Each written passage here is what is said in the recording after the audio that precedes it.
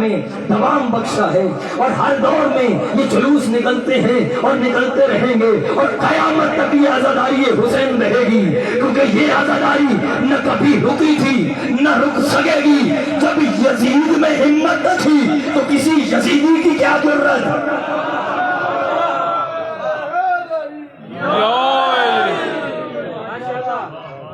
جب اس دور کے یزید کی ہمت نہ تھی تو آج کے کسی یزیدی کی کیا ضرورت کہ ذکر حسین کو روکے، حسین کے جلوسوں کو روکے، حسین کی عزاداری کو روکے۔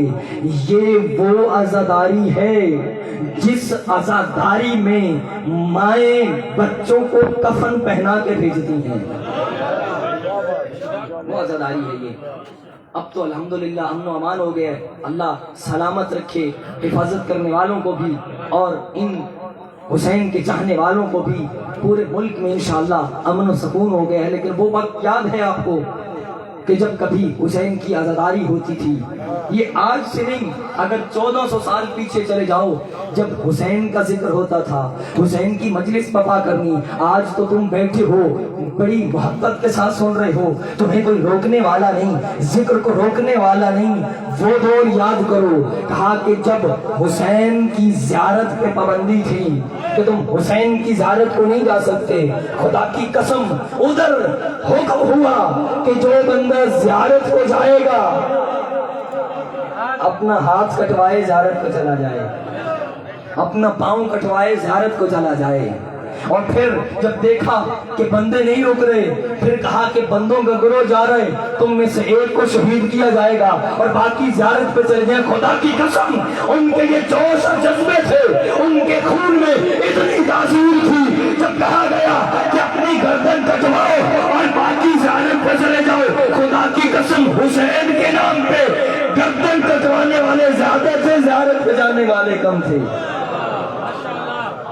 ہماری گردن کو کاٹو، ہم حسین کے نام پہ اپنی اس گردن کو قربان کرنے کو تیار ہیں۔ اور خدا کی قسم پھر وہ واقعہ بھی یاد ہے کہ جب حکم ہوا لوگ عزاداری کے لیے جا رہے ہیں، ہم نے جلوس میں دیکھا کراچی، کوئٹہ، اور ان دوران کہ جب جلوسوں پر دھماکے بھی ہوتے تھے، جلوس میں عزادار شہید بھی ہوتے تھے، مومنین شہید بھی ہوتے تھے۔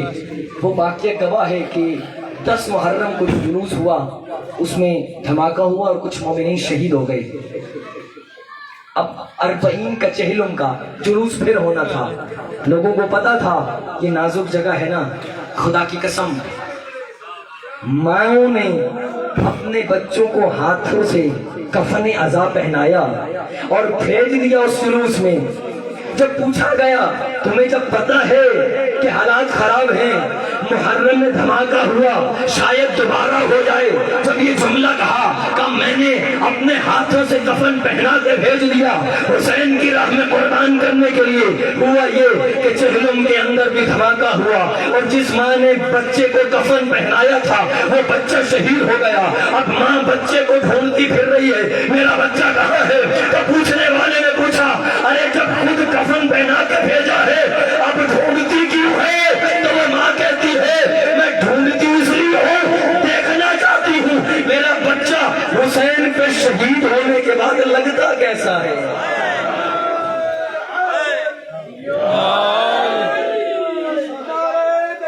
اللہ یا رسول اللہ، زندہ باد، زندہ باد، مردہ باد، مردہ باد۔ اللہم صلی علی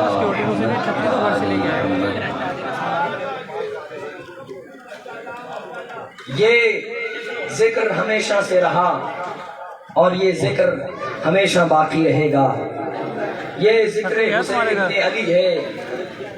درود پڑھیے محمد۔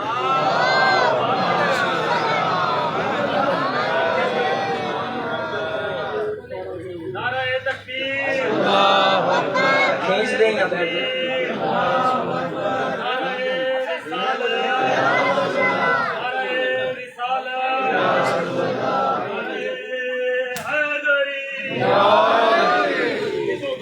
حسینیت زندہ باد، یزیدیت یزیدیت اے ہماری درد سگا ہماری درد سگا کربلا کربلا کسیدہ راستہ کربلا کربلا کسیدہ راستہ کربلا کربلا آواز بلند کر سلام بلو کھیچ اسپیکر تک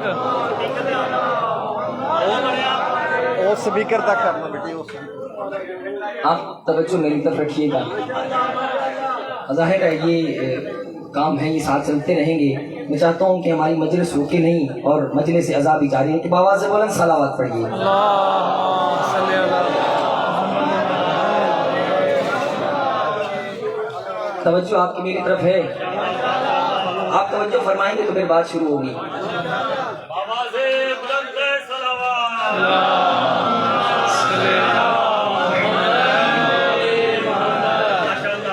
یہ ذکر ہمیشہ سے رہا ہے اور یہ ذکر ہمیشہ باقی رہے گا، کیونکہ یہ ذکر